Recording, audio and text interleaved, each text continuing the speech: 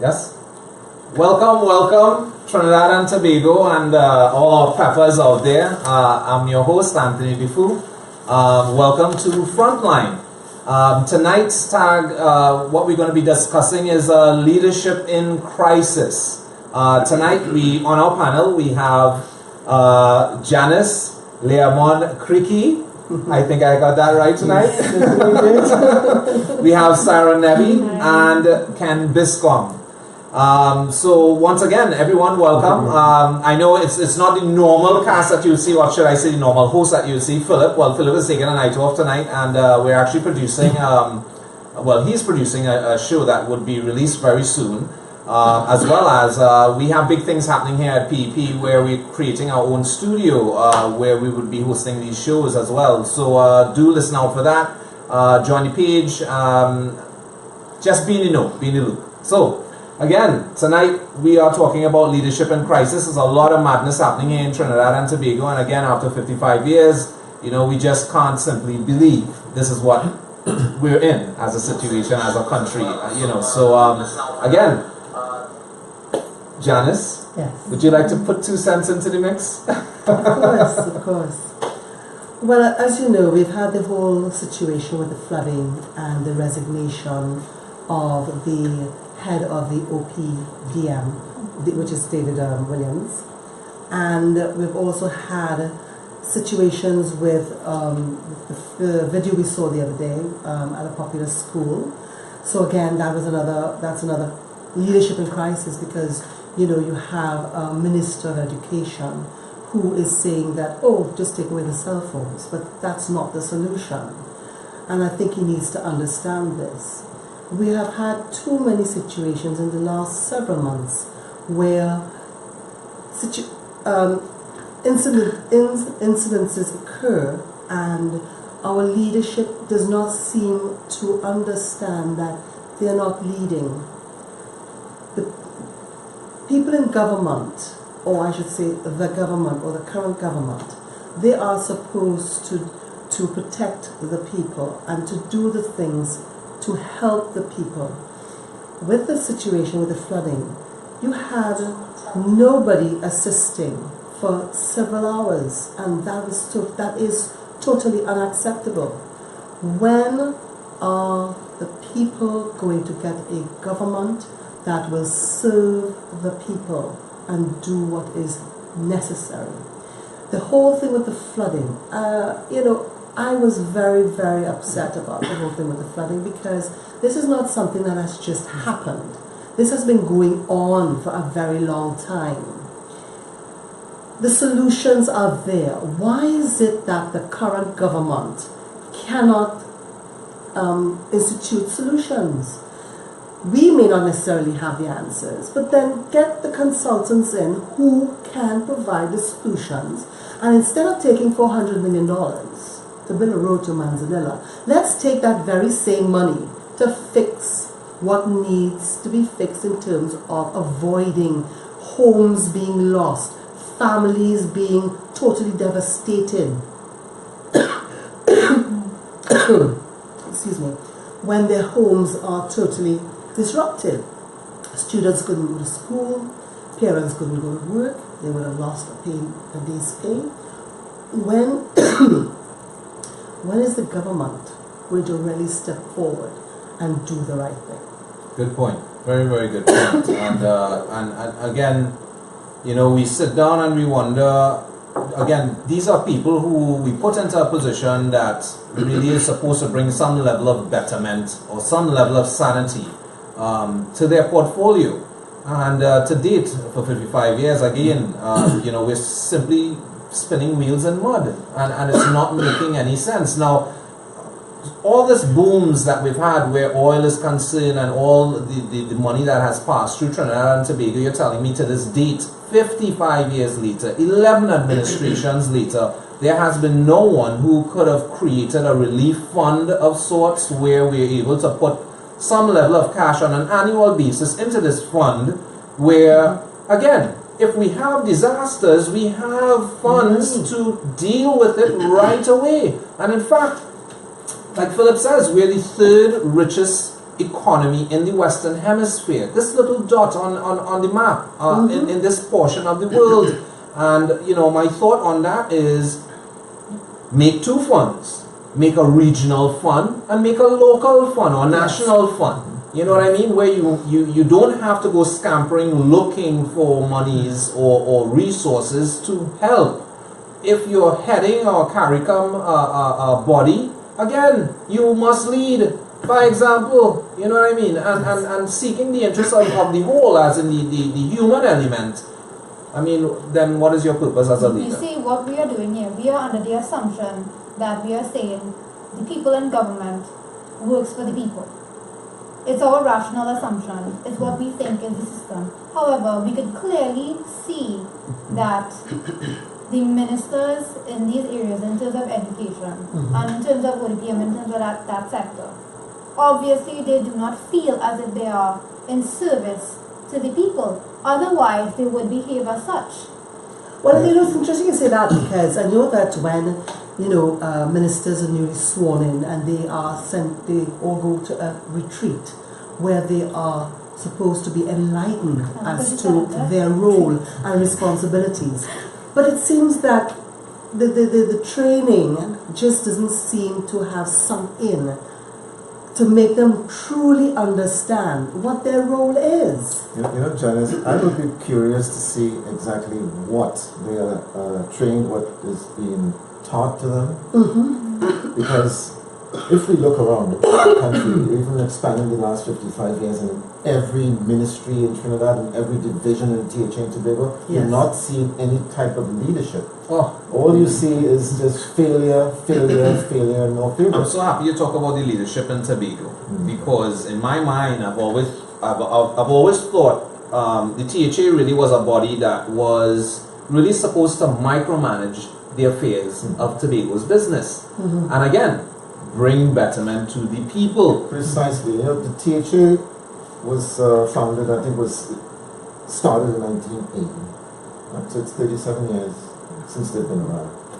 And if you look at Tobago, you can see no progress whatsoever. We had a tourism industry which was thriving at one time, and since the P&M got in there, the last 16 years, it has gone from a high of 88,000 European tourists visiting Tobago down to barely 16 or 17,000 per year. But can you make a good point there? Because you are saying that there are people who have not seen boom, we have not seen service. And you're saying, okay, we are the third wealthiest nation in North America, but there are Trinidad and Tobagonian citizens who have never experienced what it's like to have this level of wealth, this level of service, because it has never reached them. So whether we have had a boom, whether when it was $9 a barrel or not, life for them is, you still have to go to a standpipe, catch some dirty water in a bucket, you go to a latrine, right? Regardless of, we hitting flood now, so some people are being inconvenienced, but if you take drives up Paramin, take drives up, just go as far as Mount Hope Road. I had to look at find clients, when I was working in social services. Go up San Souci, right? And look at the conditions and see what kind of water they have had for the past 10, 15, 20, 25 years. They do not know what it's like to put on a tap and have water. Something I would mention. I've been in discussions with many people who has PhDs in economics and all this sort of thing. And they said, the people of Trinidad are very educated. They have PhDs and master's degrees and all these things. And I said to them, if that is so, why isn't it reflected in the quality of life for our people? If we are so bright, because I've lived in Germany and I see intelligence reflected in society.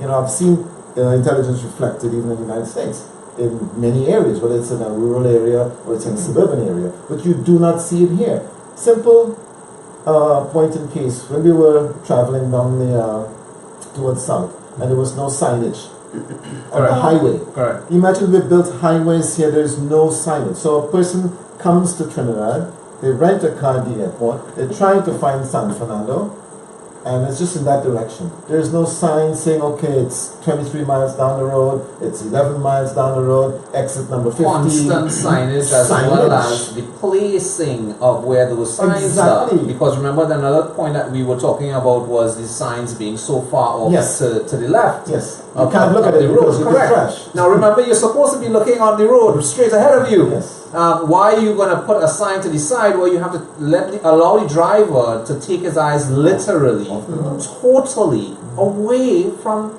the road? This is your drive to point forward, right?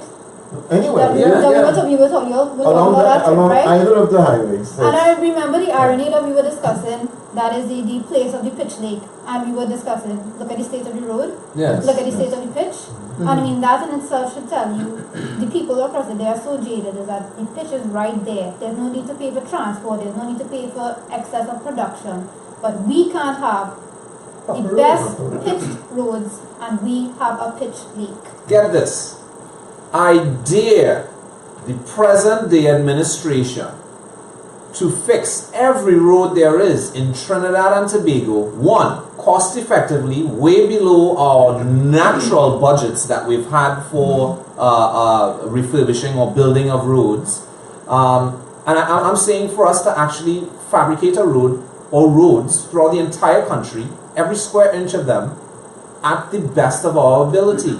And I dare the government to do that. I dare. But I would tell you this, PEP will come into office and we will give you that as citizens, because it's the right of the citizen to have that. We are in the position to be able to create the best roads in the world.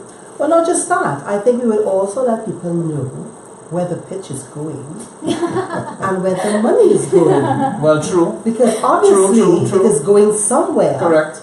And I mean, I did post on my Facebook wall showing where there was the CEO of the Lake Asphalt and a Chinese firm signing an agreement, and there was not very much in the news report which indicated what were the arrangements in that agreement. There's also a confidentiality agreement, which means that nobody can come out and say what is in the agreement. But as Anthony says, when the PEP gets into power, we will tell you where that money is going.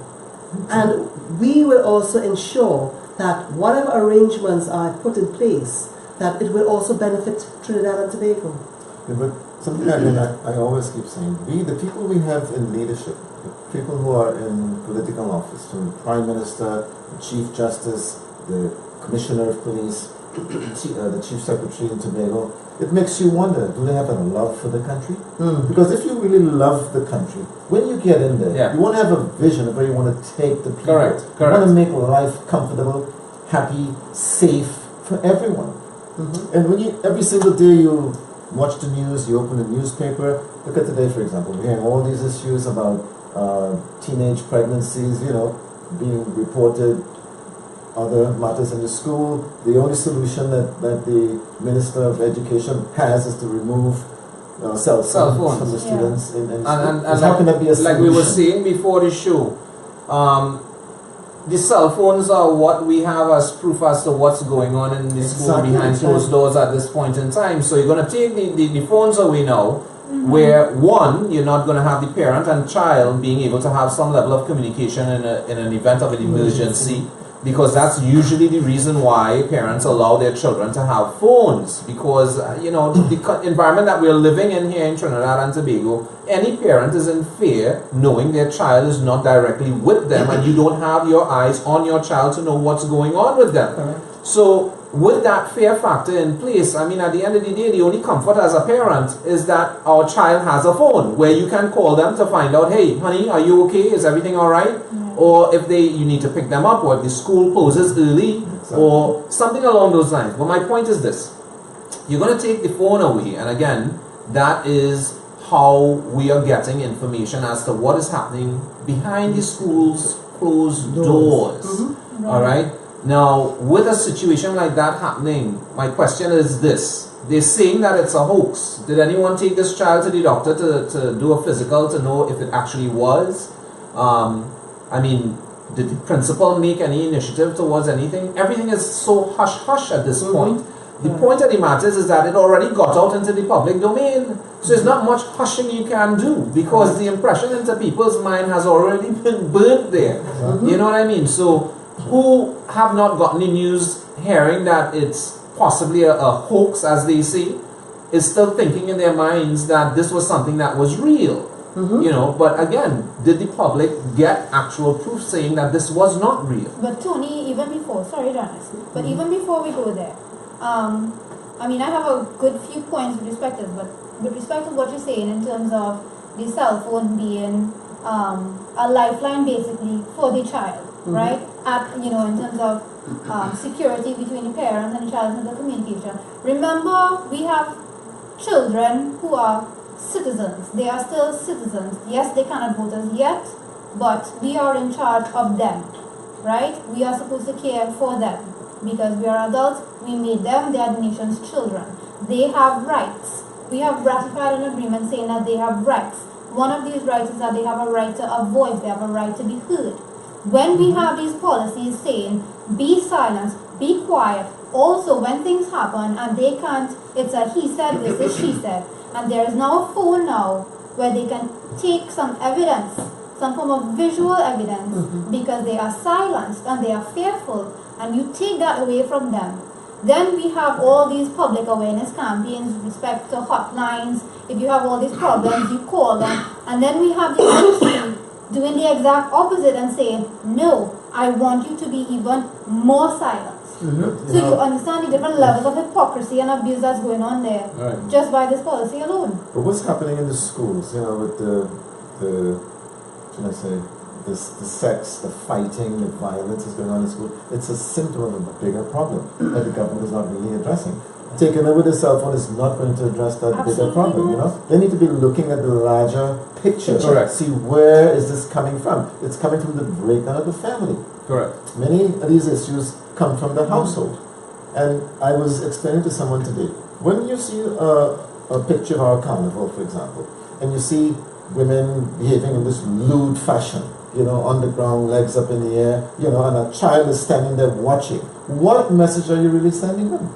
We have not yet understood that you're really conveying it to the child. I'm sure even so when the child begins to practice that at the age of 5 and 6 and 7, why are you now surprised? And even us in the audience here, I'm sure we have all seen videos, shared them, liked them, laughed at them, when a 3-year-old and a 4-year-old or a 5-year-old and a 20-something-year-old is dancing upon each other and they want to hit up likes. You know, those things go viral within minutes into an hour. Correct. But, you know, one point I want to throw out here, as you were saying that, Ken, if we do have a society that is based around a festival such as Carnival, and is one of our major tools that we use for foreign income here in Trinidad and Tobago, but on the flip side of that, we see what the social effect and mental effect is having on our young people. Again, within the education system is where we are supposed to have proper information again, where the children are concerned in trying to understand truly not only the dynamics of Carnival, the history behind it, you know, progressively because remember the history for Carnival 50 years ago comparing to the last 10, 20 years would somewhat more correct. Yes. But again, it's a matter of it's all information, you know. Because again, it's about teaching the history of 50 years ago as well as showing the evolution of what Carnival became today. As well as within the education system, sex education in my mind I think is a major point that needs to be enforced within the schooling system, and not just from secondary age. In my mind, I think as they're coming out of primary school, that's a standard, right? Standard one through 5, right? So in my mind, I think because if we're looking at the statistics and what's happening in the news and what you're hearing that children are having sex and doing a lot of vicey things at a very young age, at the primary school level. At the primary school level, you know what I mean? And we have to understand that the evolution of our technology is a double-edged sword. Yes, we have all the wealth of information, but it's everyone has the wealth of information. So not only the elderly, not only our own peers, but the young children too, because you're getting all of that information right here on your smartphone. You know what I mean? So my point is that are we being aware of what children are being affected with, what they're being exposed to, holistically, across the board, whether they be in school, whether it be out of the school environment, whether it be in the home environment. I mean, this is my point. We're not evolving with the time at all. But think about it, Tony. We are one of the few countries, few countries, in the Caribbean or even in the world, where they have children wearing uniforms, right? You must have a particular haircut, your shoes must be clean, your fingers must be clean, which you would think is instilling discipline. Right. Yet what you're seeing coming up on the videos is anything but discipline. Correct. Right? If you go to Europe or you go to North America, children go to school whatever they have. But yet you don't see the level of fighting taking place in the schools. But again, the level of violence. So if the uniform is intended to instill discipline, obviously it's missing the mark. Right. They need to rethink that.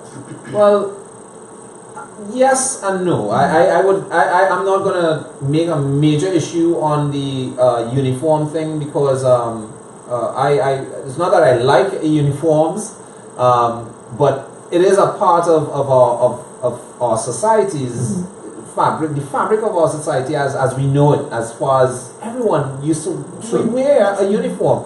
I truly think the core problem is a mental thing where children are concerned.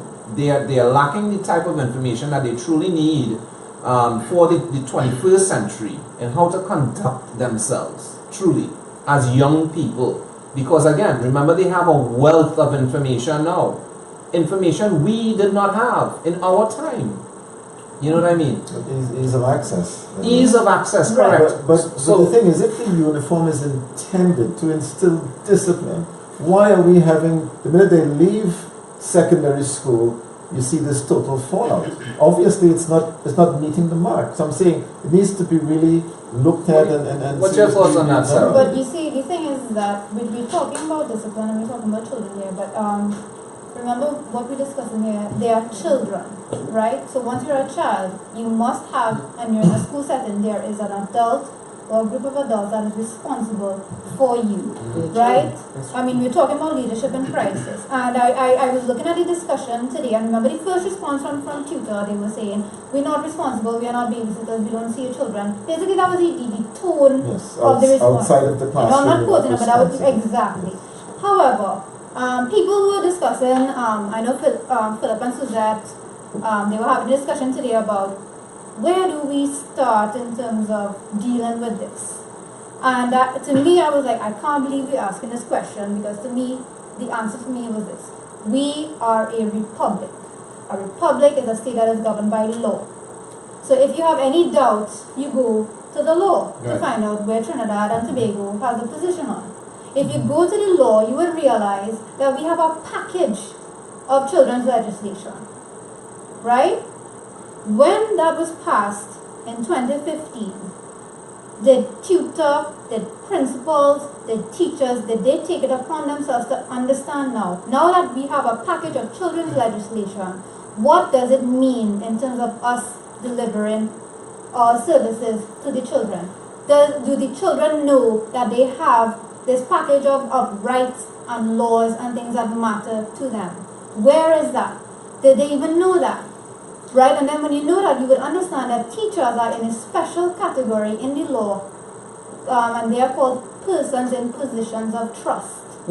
There is an entire category with respect to when people in positions of trust breach certain things when it comes to dealing and caring and protecting for children, there are consequences. So you should have started there to find out, did the law have any, did it capture what happened here? But I'll tell you something, I had 2 children that I raised in Tobago, went through from nursery right up to secondary school, and I was appalled at every level. When I go to school, let's say the secondary school my son was attending, and the teachers were doing whatever they wanted to do, and the principal have no authority to discipline them. Therein lies the problem. Okay? Because the authority to discipline a teacher or to pull them in, pull the reins in on them lie with someone else. So the principal is totally helpless. And I'm saying that is one of the problems, again, that we have, that we don't put people in charge, hold them accountable, and stop micromanaging from way over there. You have to put someone in charge on the ground, in the spot, give them the responsibility and full authority. Correct. I agree. Well, the other thing you have to look at as well is the schools are supposed to be a place where children can go to school and not have to fear for their lives. The teachers and the principal are responsible for the children. And this comment about, oh, we are not supposed to be looking after the children during the lunch hour or the breaks, that's a lot of hogwash. Because if anything happens to a child, they are responsible. Because the child is on the school compound. That's correct. Nothing to do whether you're in class or in between But classes. of course, it's not. You see, again, we as parents, and that is where a parent teachers association is so important. They have to be a powerful force in any school where they can go to the whatever authority it is and make a complaint and get action. They have to be active in the school. But that is where lies the problem again. Again, when my son was in Signal Hill High School in Tobago, he had 2 terms where there was no math teacher. Every day he came home and says, "How was your school today? What did you do? Let me see your homework." Okay? He said, "Dad, we had no math teacher." 1 term, 2nd term, I says, "When you're having the next PTA meeting, please let me know. I want to attend so I can address this problem to the principal." Okay, and maybe after the 3rd term, I went to the PTA meeting. There were 50 parents to be exact, because I took my legal pad. I had an intention of why I was going. And out of the school had maybe I don't know, 2,000 students, or I'm not sure what Signal has. Out of all the parents, only 50 showed up. Out of the 50, only 2 fathers showed up, me being one of them. So therein lies another problem.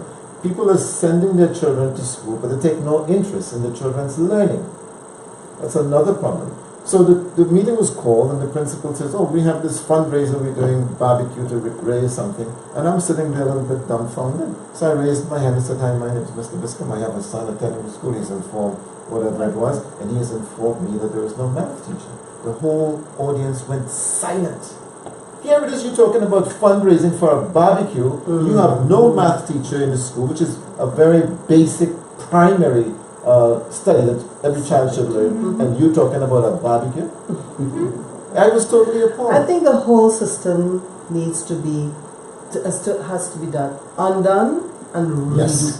Yes. Because it is obviously not working, and nobody wants to stand up and say, "Listen, we need to do something about this. Let us all get together and find a solution." And the teachers who care, they are burnt out. Correct. And when they are burnt out, their pockets are burnt out, their hearts are burnt out. I mean, this country is run by bleeding hearts and good minds. And the thing is, we need to have a system where it rewards that kind of behavior again. People are demotivated. Yeah, You're just going through the motion, you're drawing a salary, but no one is actually doing any work. I mean, when you have a leader who justifies spending money on a patch of lawn because he objectifies it, or personifies it as a woman, but then you have women, who are seeing their monthlies, who have children, and they're stuck in floodwaters. They don't have any sanitary napkins, because, I mean, even when people think of supplies and whatnot, they don't think of these things. They think of the toilet paper, they think of, the general things. And I mean, this is why we have a women's arm, this is why we have, building out in terms of a social outreach, and it's building. It's because people's perspectives are not included, in terms of national policies and in terms of the other. And this is where this party comes in. And I wanted to make the point, I mean, we are PEP, and I mean, all of us, we kind of cringed in the beginning, when we say we're a political party, because, we're not. And the truth of it was that we knew that the only way to get any traction and the only way to get any change was that we had to become political. And it's not that politics is the problem, because politics is people. It's just the fact that people in politics have allowed corruption and greed to guide the politics. Beautiful. Well said. Right? Well said. Well said. Well said, Sarah. Oh my goodness. That right there, you win. It could not be said better. Producer, as our cast, people, are you hearing us okay? I hope that you're hearing Sarah all right. You know, let us know if you're hearing if the volume is too low or what the case might be. But Sarah, yes, But this whole you thing, win with that. this, everywhere you turn now, there is definitely a lack of leadership. Yes, Yeah. yes. Right? Another incident that I just want to touch on just briefly is this whole situation with the passports. 30,000. I mean, if I was the Minister of National Security, I'm sorry, there is no way I am going into Parliament to say that we have 30,000 passports sitting down in a box somewhere waiting for people to come. In this age of modern technology, you cannot tell me that you could not get people to come in and get their passports. Come on. But what does that What mean? leadership is? I mean, it's so ridiculous. Like, But you know the classic that is, they insist us to be paupers so people can't travel nowhere. So as their policy and saving on the forest. We don't have our passports, so we can't, we can't qualify But the man has been in office for over 2 years, madness, and you haven't even addressed that from day one. You would know. Hold on. Yes, the Minister of National Security is responsible, but you also have someone who is the Chief Immigration Officer. She is also to be accountable for this situation, because at the end of the day, when she does not do her job, it now affects how the Minister of National Security looks. And if I were in his position, somebody going home. Because you cannot tell me that you run in the immigration department for so long, because I understand that the current Chief Immigration Officer has been there since UNC days. And you come in to tell me that you have 30,000 passports and have made no effort whatsoever to get people to come in? No. That is so unacceptable, and for Trinidadians to sit down and take that is ridiculous. But don't be surprised if she needed permission from him to release the passport because of the micromanagement. You know, you don't pay for the passport. It's not to say you have to release the passport. I'll tell you a joke. I had my passport renewed some years ago, my TNT passport, and Tobago, the office was at the port at the time. anecdotal proof. It's not a joke, it's anecdotal proof. I paid for it. I was given a receipt, and I was told to come back in a few weeks or whatever. I went. I gave the woman my receipt. I said, I've come to collect my passport, very clearly. She took the receipt and she says, can I have some ID, please? I looked at her and I says, ID? So why don't you look in the drawer there? You will find with my face on it, and that's me. I just give you the receipt. You know. So the people, for some reason, don't seem to be able to think. Yeah, critically. And I'm thinking that many people are put in position, and I see it over and over again. Yeah. They cannot think on their own critically how to solve a problem. I mean, I would be embarrassed if I was in charge of that passport distribution, and I have to tell my boss there 30,000 there. Are you kidding me? I will quit my job and walk away. Yeah, I do not want to be caught in such a position. Yeah. But the thing is, they put systems in place where even if you wanted to spend $10, it has to go up the chain of command to be approved to come back on you for $10. But They don't give you that level of authority. What you're saying is symptomatic of basically every single public office. Exactly. How it's served. Yeah, You know, And then we have people who, you mentioned, Janice, that, this person was here since UNC days. And, we have a lot of people whose terms in public office, they tend to rule over governments, as it should, right? Because it's not supposed to be politicized.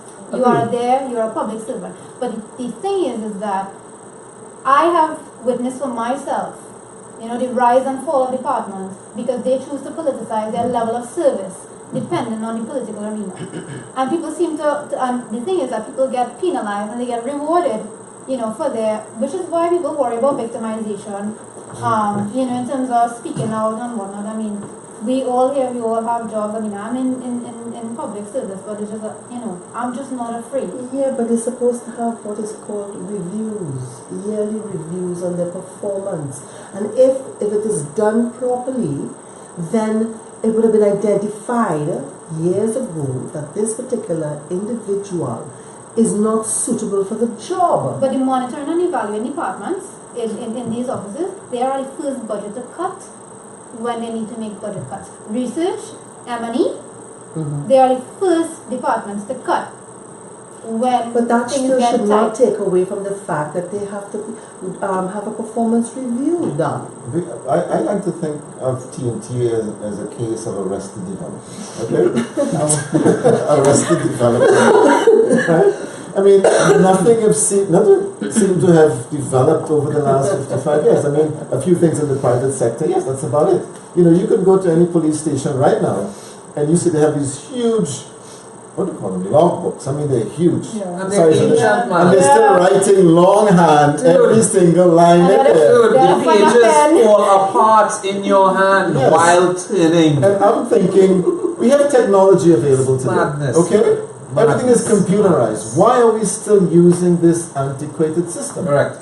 You know? Because they're taking the money which should be used to improve the systems for other things, which is just so unacceptable. It's very unacceptable. There was I was watching the parliamentary channel and all PEP members, I would like to humbly suggest that on a morning while they're getting ready for work, Comedy.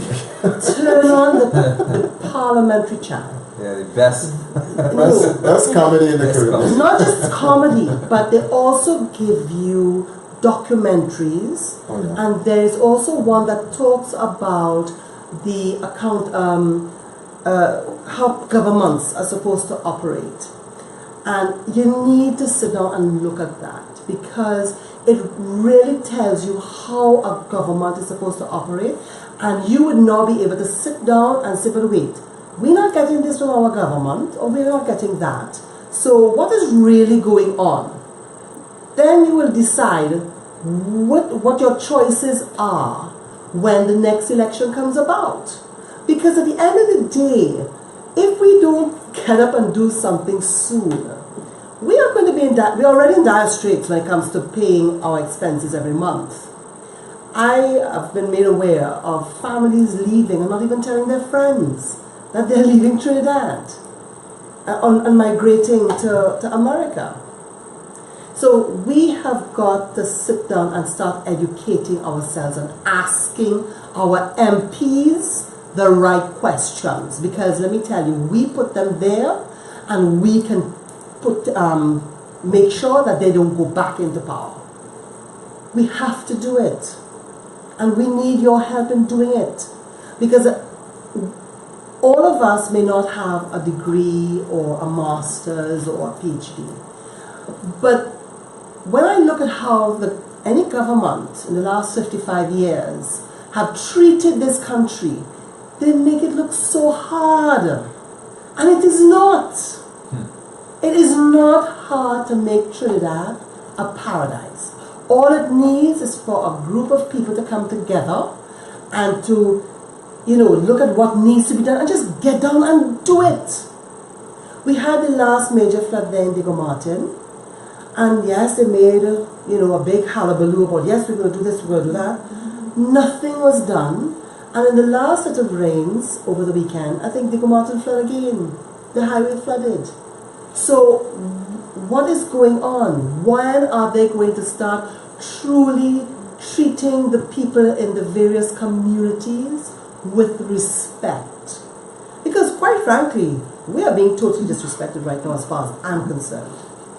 So it's up to us to make a point of saying to them, listen, we are tired, we are fed up, we are disillusioned, we don't have nowhere to go, we have no family abroad who could pull us up We all have to stay here and get the job done. Because let me tell you, if we don't do it when we get into our 80s and 90s, life is going to become a big struggle. And if we live to see it, because I mean, if you're a woman and you're like over 40 or you know, correct. 50, living by yourself, and not even living by yourself, because the last lady who, you know, Miss Harlot, her son literally just stepped out of the home for a while to run errands. So she was actually in a safer position than most. She wasn't a single old lady, you know, left or widow or something like that.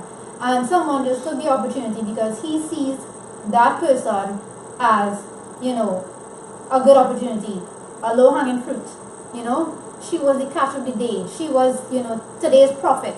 That's what he saw her as. And he didn't even value her life enough to leave it and take her possessions. That's you know, that's the reality of where we go now. I mean, look at me, and look at Ken, and look at Tony, and look at Janice. Which one of us here has a higher chance of being attacked on our way home from tonight's session? I mean, you know, you have to think about it. What if one of us had to take public transportation? That is the reality that we live in. I mean, today I am looking. I mean, when yesterday I was told, you know, that I'm coming on here, and I'm like, I need to know what they're going to talk about, because there are so much things that needs to be talking about in San Fernando. One of the first things that I said was that as a representative for the women's is that, unlike, you know, for the PEP, is that we as women have been sticking pins in it for too long. So we are actually the opposite, and we need to come here and unstick the pins and remove them, right? Because people seem to just not care and not value and not respect women. And when PEP comes here, it's not that we're going to reinvent the wheel. As Janice says, it's about getting the job done, because you know and I know that there are vaults of information based on consultations and meetings that have gone on, and it's just there documented. But because your minister, your party was not the one to generate the consultation and to generate this post, right? All of the information was basically vaulted, and they start over. You notice that when somebody new comes into power, they just start consultations and sessions and forums and creating events to start over, to gather information and recycle the process. Nothing gets done. And I can tell you, we're not going to waste time with that. We're not going to take a year to say, all right, let's get our feet, you know, in the ground and get an idea. No, that's what we're doing right now, and that's why we try to open up ourselves, you know, to you all, so that you could join us, because the PEP is only what it is because of what we made it. That's right. And if you want change and you want to come on board and you want things, if you don't like us, you don't like it, you don't like me, you don't like Ken, you want somebody with hair, you want somebody, you know, without glasses, you know, you come and you make it into something like that, you know? Yeah, we don't even see what you call generational change in this country. You know, and the young people, I think, are finally beginning to get a bit restless. Right. They're saying we want to have a voice, because they realize that they've been stifled and Not only that, strangled. the young people are seeing the level of nonsense happening out there, and these are people who they are supposed to look up to. You understand? So I've spoken to so many people, young people with between the ages of 17 and 26 or 28. Actually, I spoke to a couple of people who was 27, 28. And again, the people who are getting aware in our population are the young people. These are the ones who are asking their own peers, what the hell is this? Exactly. Remember What is this? the situation no example at all. where the scanners were down at the San Fernando Hospital, the Sandy Valley Hospital, the Port of Spain Hospital? What? Yes. What do you call it? Yeah, the medical scanner, yeah. No. The scanner, the full body scanner. Oh, the CT scanner. CT scanner, right. All three hospitals, one was down for maybe a year and a half, all this madness, and we have to go right up to the minister. Now, if he was really a real manager, he would have held the people responsible who was managing each of those hospitals. Yeah? That's why they like to micromanage. It comes back to them. Hold on. The thing with the hospitals is that they're not getting the money, the funding to buy what is necessary or to fix. The government right now is currently spending a ton of money on the Arima Hospital. They're spending money on the Point Forte Hospital. Come on. But the thing is, You have the General, you have the Tobago, Scarborough, you have the Mount Hope, and you have San Fernando. Get those working properly but if you first. think about it, if you put someone to run the Sandy Grande Hospital, they are the CEO, the general manager, whatever it is. He's in charge. He's held accountable to make sure that the people come to But work you on have to get time. the money. One second, You're one not second. giving them the money. Yes, but then he should come out and either say something or push back. Because if the people on the very top, the Minister of Finance, who was distributing the money, is doing his job properly, and Sandy Grande says, listen, we need $25 million to do X, Y, and Z in the next budget, he better give it to them because it's going to have consequences. Well, they all need to be fired. They all need, here. I They all agree. need to be They They fired. all, and again, the topic tonight, leadership in crisis. Yeah. And like Janice said, they all need to be fired. And, you know, again, when the PEP gets into office, one of the first things that's going to be done is recall. Yeah. We have to fight for that long and hard. And guess what? The members of the PEP probably would be the first ones being exposed to that new law when it comes into place. So, which means you, the people, would have the opportunity to fire any one of us or any one of the members or MPs that's standing for the PEP. Again, if they're not delivering and they're not doing the job that they're supposed to do in an allotted, a reasonably allotted time frame, at the end of the day, what is the purpose? I think too that consideration needs to also be given to fire people in public service who are not doing their jobs. Yes. Or who are a bottleneck in the system and creating issues. So all the senior public servants who just doing what they want and the things are not getting done and the people are suffering, time to fire yourself too, because you gotta go home as well. In other words, PEP will be the people who will not be banning cell phones in school when an incident like this happens. Correct. Just to put it simply in terms of what it's there and what we want to be, you can't get clearer in terms of who we are, what we want to do, right? And if it is that you support at least that or are in agreement with that position, then, you know, you could give us a chance and have a talk. I mean, think about it. Which other constituency office does not have cobweb on it? And it's open. How many times do you drive by? Do you ever see it open? You need to call, and when you call and you find out the date of appointment to know when they're in office, and they're there for 1 hour for every 2 weeks or something like that, because I had to go through that problem one time.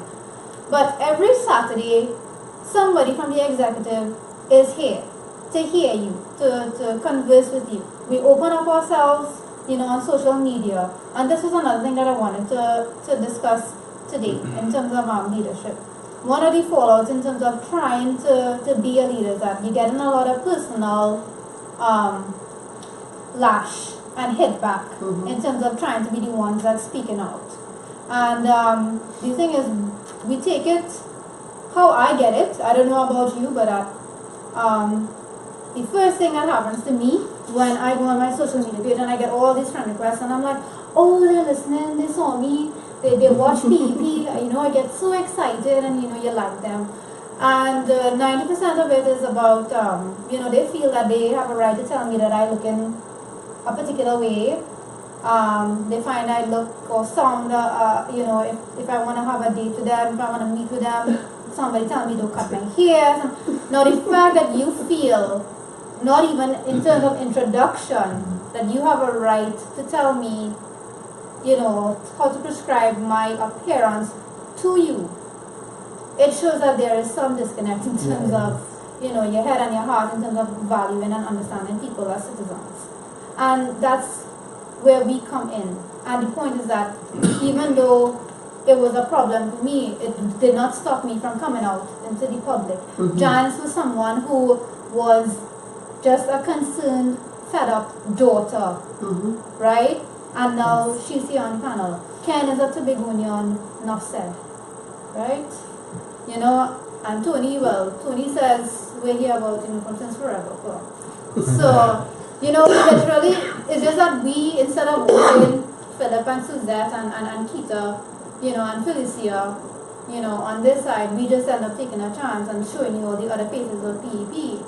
And that's what we want to show you, that PEP is you, if you want it to be. That's right. Yeah, but the vision of PEP is basically to solve the problems of the country, to make sure that each citizen is safe, they're prosperous, you know. Yeah, proper health care, proper security, exactly. You know, jobs, future, homes. Yes. You know what I mean? That's what the population is entitled to. That is what we are supposed to have. We are paying for that every month. This is my point. From our salaries. This is my point. This and is we're my not point. getting the service. Now, don't get me wrong, Trinidad and Tobago. It's not as if when PP gets into office, we're just going to be firing people left, right, and center. That's not the case. You know, we have a proper think tank in place where we are fabricating and developing systems that we can roll out the day we do get into office, that can determine whether someone is capable or not capable. It's that simple. And again, if someone is not capable, there would also be systems in place in order to try to redevelop this person, give this person a chance, an opportunity to redevelop themselves, to become more in tune with the portfolio that they hold. Now again, if the individual chooses at that point not still to do the job as what the protocol says it's supposed to be, again, that's where you, the citizenry, come in. Because if this is a person who is a member of parliament or a major portfolio holder within the public sector, again, the population should have a mechanism where this person can be fired. Because again, myself as a businessman, I'm not having an employee come in who just simply to tell me what to do when I know what they're doing is wrong. Is my point. And the citizenry of Trinidad and Tobago are the employers. 41 MPs in Parliament, they are the employees. But you know something, Tony? I mean, the US State Department, some years ago, had written this kind of analysis of TNT. Every year they do one at the end of the year. And they've recognized that what is keeping TNT back is the people in the very top are suffocating those in the middle. Yes. They're not freeing them up. As I said, if the minister had given the CEO full authority and responsibility to manage each of those hospitals, those problems will not get that bad. This is it. Because he's held accountable. Same thing with the schools and the principals. Exactly. And to touch on another point, you know, our finance minister, Mr. Imbert, you know, at the end of the day, you know what I mean, it makes common sense to allow the population of 1.3 million people to be able to have spending power. It means to say you're going to get a larger residual of taxes within the system.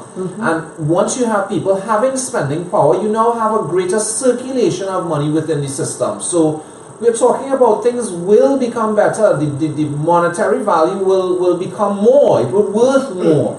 You know what I mean? Productivity needs to be a whole lot higher, but you have to understand too, when people are not being paid their worth, they don't want to work. This is what's happening in the entire system right now. You look, just for this year alone, and I'm sorry, I probably may have a couple of my ex-employees watching this, and you may hate me now, or may not, but you know, I know I've given you guys a full explanation why I did what I did, but my point is this: you know, as an employer, I'm paying for a service. If I'm not getting the service, what do you expect me to do? I can only talk so long. I can only say the same thing so many times. So my point is that, you know, my grandmother always said to me, you can take the camel to the well, you can't force it to drink. And I tell all my employees, you know, time and time again, I would do for you if you can do for me. You know, I can't pay you more if you're doing things to allow the company to have hemorrhaging, where I'm losing money. I can't give you that nice bonus at the end of the year if I lost $100,000 or whatever monetary figure that might be on your account, on your poor customer service. I mean, it's just a matter of people being aware of the environment that they're in. and taking the responsibility for themselves as to the portfolio they have. So again, back to Mr. Imbert, as the finance minister, you know, as a citizen, I do not, I'm not happy about the budget. I do not approve of it. And if I had my way, I truly would not pay any of these taxes, but at the end of the day, it's law, and I have no other choice than to pay. But my point is that the position that I'm in, there's a large portion of the population that's in that position, and what are they going to do when they the $20 that they have now has to break into 10, which means to say that they have half of the stuff that they can now do. It makes life so much more difficult. So at the end of the day, hear what? We thank you guys very much for listening to us tonight. It's the first jump off of the front line. Again, this is our cast. We're going to have guests for the future shows, as well as we are fabricating a studio, a proper studio, with different sets, mind you, yeah. But again, you know, keep on the loop and stay in the know. PEP is here for the people. We are not about trying to fill our pockets to do anything, because again, at the end of the day, look, the first law that we plan to change is where you're able to fire us, and it's us you're going to be able to fire, not them, and they're the ones that we need to fire right now. But with that said, again, look out for us next week, Frontline. Janice, Ken, Sarah. I just want to say one last thing. The job of any government is to protect the people. In about 2 years' time, you will be heading to the ballot box to decide what kind of country you want to live in. It's a profound choice. Right now, we need to work together. Watch out for each other to keep us all safe and sound. So tell us what you see. Let your voices be heard so that we can help each other to make our country a place that we can be proud of. Well said. Well, Ken? for me, I think again, the leadership of our country has to get better. It's the only way we're going to pull ourselves out of this muck that we are in. As I said, we have a country that is suffering from a state of arrested development. If you look around, you see it everywhere. So we have to work towards modernity again, bringing ourselves into the present modern world using technology. We have to have prosperity for all. We have to have bring that generational change, to value young people when they come out with new, fresh ideas, not using the same ideas that's been around for the last 60 years and saying you're not going to change it, when it's obviously holding us back. Correct. Sarah? I just want to say that obviously from tonight's discussion, it was just basically us pointing out that structurally, you know, there's a disconnect between those that are our leaders and the citizens. And even when the leaders make decisions that's supposed to be for our benefit, when we get feedback and we know that is not what we want, it goes on deaf ears. So obviously, when we have a leader, it has to be somebody who listens to us and who cares for us. And you know, that's why the PEP was formed, because that's our best shot in terms of getting some sort of responsible representation and leadership. Well said. Well, again, TNT, thank you so much for checking us out. Frontline, our tag tonight was Leadership in Crisis. We may have a part 2 on this because there's a whole lot of crisis going on where leadership is concerned. Again, just stay into the loop and look, like Sarah said, PEP is here to allow the people to have a voice. But you know what? You don't even need to stand strong with PEP. Stand strong for yourself. Just have your voice be heard. Don't stay quiet. Don't say, okay, well, if they can do it, well, I guess I can do it too. No. If you're not happy about a situation, have your voices heard. And again, if you don't have the forum to have your voice heard, that's what PEP is for. That's why we've created what we've created. None of us here are politicians. You know, we are regular people that's just tired, fed up, and truly want change. So at the end of the day, you guys, come join with us. Come hear what we're doing. Come 19 Stanmore Avenue every Saturday at noon. You're going to meet the executive. You're going to hear exactly what we're planning to roll out. If you want to have an opportunity to dissect it, you can. You know, and we'll walk you through step by step exactly how we plan to make change, real change that's going to stick, and that the people, not the MPs, not the people in Parliament or within government, the people of Trinidad and Tobago becoming the beneficiaries of what Trinidad and Tobago has to offer. Truly. Yes? Yes. Yes. Again, have a good night, everyone. See you next Thursday. Good night. Good night, everyone.